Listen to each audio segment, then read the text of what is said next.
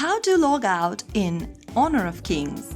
Are you playing Honor of Kings on your smartphone or tablet and want to log out of your current account? Whether you are switching to another device, fixing login issues, or sharing a device with someone else, logging out properly is important to keep your game progress safe. First of all, launch Open Honor of Kings on your smartphone or tablets and make sure the game is fully loaded to the main lobby screen. Now, go ahead and tap on the gear button or the settings icon at the top right corner, and this will take you to the account settings menu.